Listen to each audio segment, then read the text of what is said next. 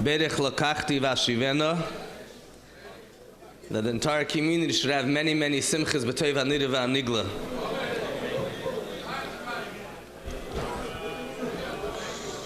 One thing that we see that stands out when it comes to Chaf Beis Shevat is the fact that externally, and it's not even so external, Chaf Beis Shevat is really a very, very difficult and tragic day.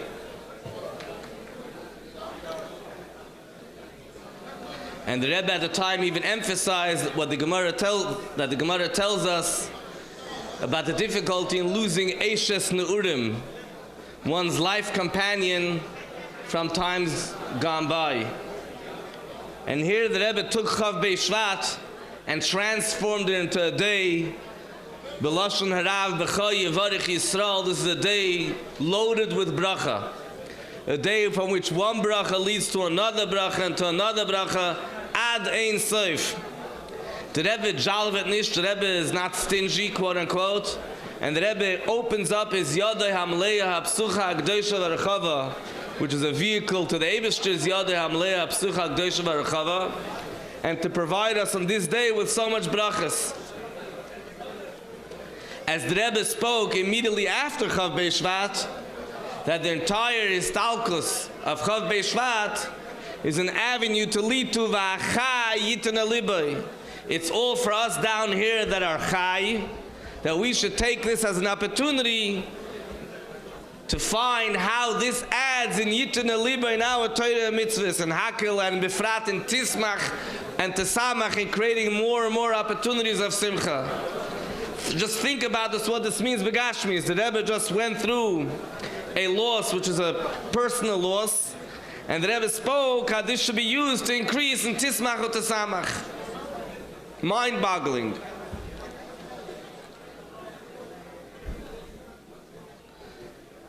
Or to quote in another context, in the first Hilula, the Rebbe spoke that Hamavir, there was a big fire, but the purpose of this fire of the neshama going up and the Eish Elokei is Tzarech Le'efer, is for the ashes, is for the Pu'ula down here. This is all to impact us in a positive way, in a lichtige way, in a happy way, in a shining way, etc. And really this has become a tradition that over the last years, since Chaf Beis Shevat Memches, afterwards it became a tradition that is a Kinnis HaShluchos that takes place in close proximity to Chaf Beis Shevat. So Kinnis HaShluchim takes place B'Yamim HaSmuchim, days which are approximately around the time of Rosh Chodesh Kislev, which is a big Yom Tov for Chassidim. But Kinnis HaShluchos takes place in a time of a Histalkus. And it became, and Chaf Beis Shevat became a time where there's a whole congregation and the streets of Crown Heights are congested and Shluchos get together. And if you look at the Rebbe's Sichos, you understand that Kinnis HaShluchos HaElami is much more than Kinnis HaShluchim HaElami. A vehicle, an avenue, an opportunity to increase so much goodness and kindness and tzedek v'yosher throughout the entire world as a result of Chaf Beis Shevat, midday shana b'shana, annually in the Kinnis HaShluchos. And yet Kinnis HaShluchos is marred this year particularly with not very pleasant stuff. Mamish, on the day opening the Kinnis HaShluchos, we were told of the passing of one of the Rebbe's Shluchos who left a family of 12 children. Lo yoleinu v'lo aleichem. Aleinu v'aleichem, to have 12 children, but not in such circumstances. And really this is a question that begs to be asked. How does that really coincide with Kinnis HaShluchos? The opening Kinnis HaShluchos, the beginning, the psicha of Kinnis HaShluchos was with such a tragic occurrence. It seems like they waited Milamayla because really the Gzar Din seems like was way earlier. Something happened a while back, and we were waiting and we were saying Tillim v'chulu v'chulu, hoping and praying and bitachon and tikveh and munah that everything will turn out alright, and dafka on the day of Kinnis HaShluchas such a thing should happen. So we are Sheichne Batei Chaimer, Krutzei Chaimer. We are human beings. Time flies. And in the horrible expression, time heals. And we just go on to the next thing in life. But these 12 children are not going on to the next thing in life until there will be Chaim Nitzchim and Chis HaMesim. They'll be going through their life without a mother throughout their life. For them, it's not the same thing as for us. We could go on and celebrate the next simcha and talk about the next piece of gossip. Rachmana litzlan. This is for them an eternal thing. As much as we could use the expression eternal in Golus, they're missing out something. And this happened before in the beginning of Kinnis HaShluchas and happened before in the beginning of Kinnis HaShluchim. And we can't say Chas v'Shalom, this is Mikra Nikris. The Torah teaches us we have to derive a lesson from everything that happens. And just to ignore it and say that we don't understand, and Nifloim, Darka Hashem, then whatever, Nistarim, Darka Hashem, whatever Hashem does is beyond us. It's not for us to comprehend. Isn't really the Derech HaTorah v'Yadus, because we're supposed to see that obviously is a moral and a lesson for us. And I'm the last one to know exactly what that lesson is. But Pater B'loi Klumi Efsher, you can't say, I don't know what it is, and let me just move on with life. They are not moving on with life, and therefore we also shouldn't be, as part of our actus with the Shluchim and the Shluchas, we shouldn't move on with life just because it's more convenient to move on with life and we don't know the answers.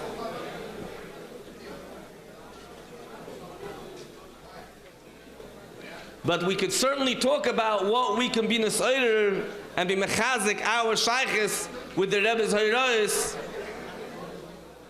in the sense of achayit in the libay. Right now, there's in Eretz Yisrael, for those that unfortunately follow the news, there's a mapecha going on. There's two threats from within and from without. There's an external threat, a major external threat of terror and terrorism and terrorists. And unfortunately, they've done a lot of ritziches and harigas. And there's also an existential threat. There's a major machloikas was flackert right now in Eretz Yisrael relating to the nature of the state. And it's not my place, and nor is this the place to talk about what should happen in Medinas Yisrael and in Eretz Yisrael. But one thing which is very boilet, and you see this many times, that there's a whole fight in the name of democracy, how democracy should run. So democracy is about that we're not dictating people, and we're letting people live a life of freedom. A freedom of satisfaction, of happiness. And in the name of democracy, people are going and using violent methods and violent language in order to make sure that we retain the democratic state. Adavar v'hipuchai. We find this in many types of machlokas and as such. There's an expression in Yiddish we say, if the nar wollt nicht gewen, meiner wollt ich gelacht. If the fool wouldn't be one of my own, I would laugh about this. A couple of years ago, Sigven Meiner Anar, there was a tragic incident amongst Bachrim, and therefore there was a decision to make a massive Kinos Achtos. But there was a machloikis how to make this Kinos Achtos. Memela, there were two Kinos Achtos.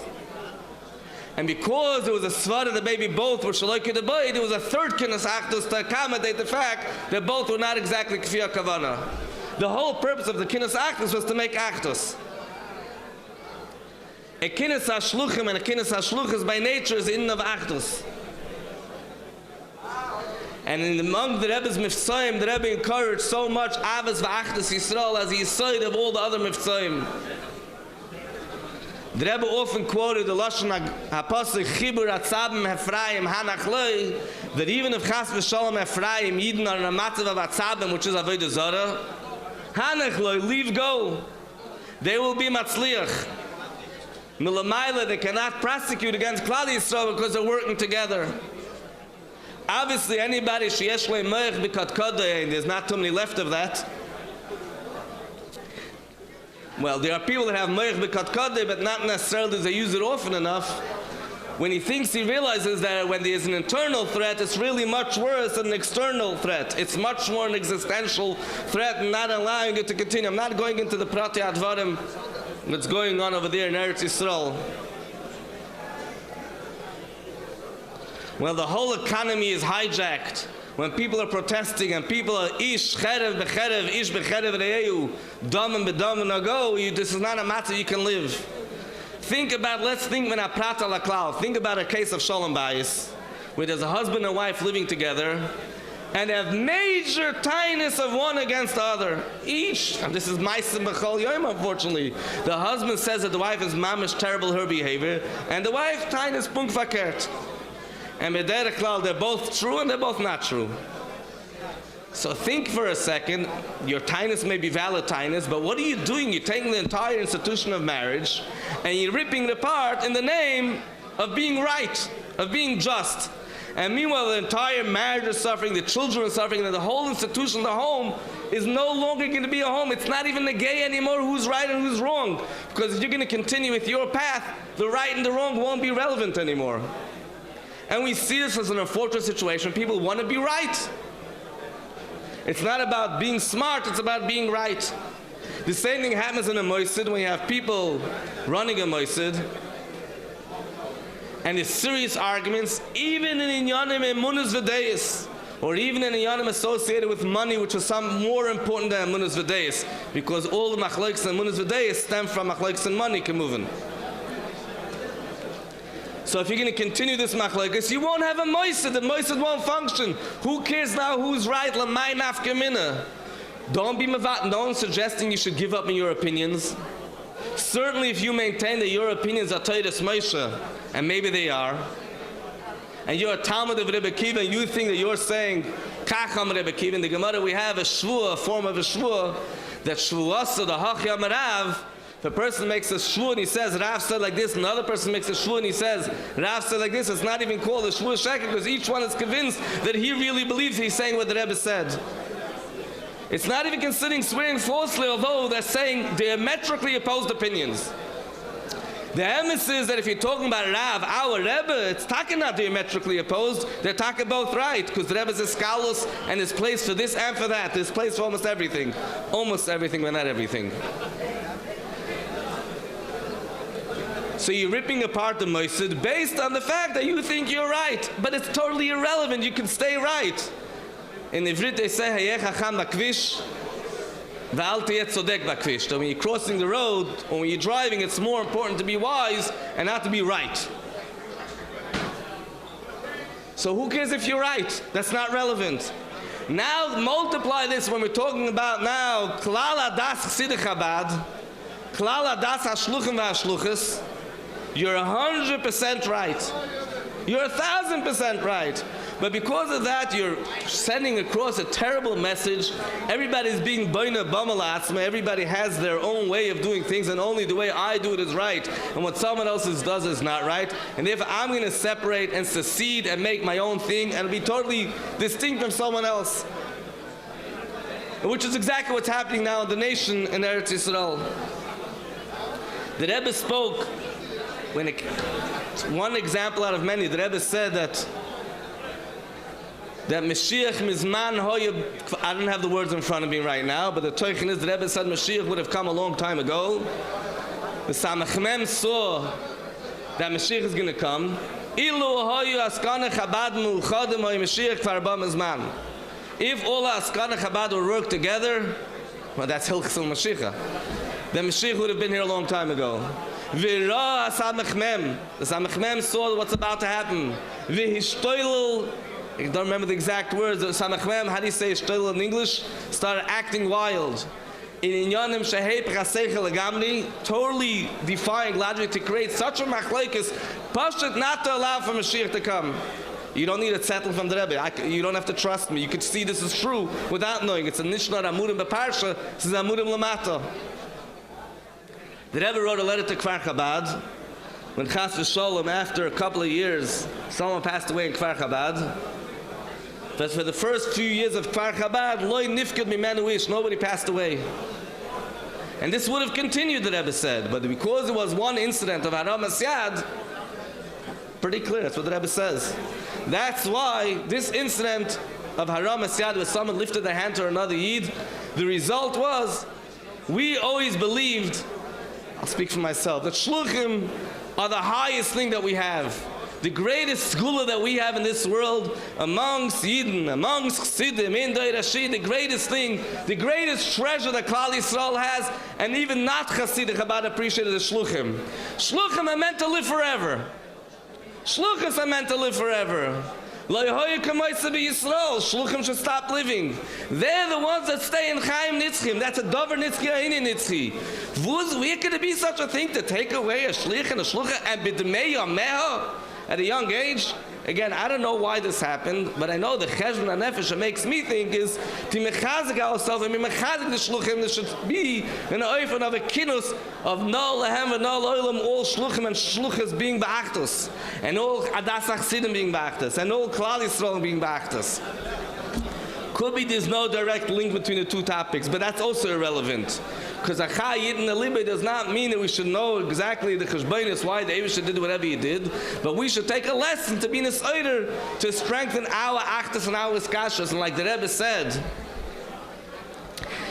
Benegei to Yud Shvat, as the achtas for Chassidim v'tzafirin biz Mashiach, that if Chassidim will be together, that will bring Mashiach. The Rebbe said when the Tzemach Tzedek was asked, how is he leaving over the Chassidim? The Tzemach Tzedek gave two answers, and he said one answer is that he has children. V'iba is saying, and there's a second answer, that Chassidim's actus will keep them going until Mashiach. So the Rebbe said, when it was 100 years from the Istalkus of the Tzemach Tzedek, you'd give him a listen, Tafshin Chavav, es ist schon 100 Jahre nach der Tzemach Tzedek, und heit ist kein Kinder euch nicht da. That's the words the Rebbe used. It's 100 years after Tzemach Tzedek was nostalgic, and we don't have the first answer that they are children. Bleib mer nicht die Boye Seima. The only thing that remains is the second answer of the Tzemach Tzedek, that the Achtus Chassidim will keep us going.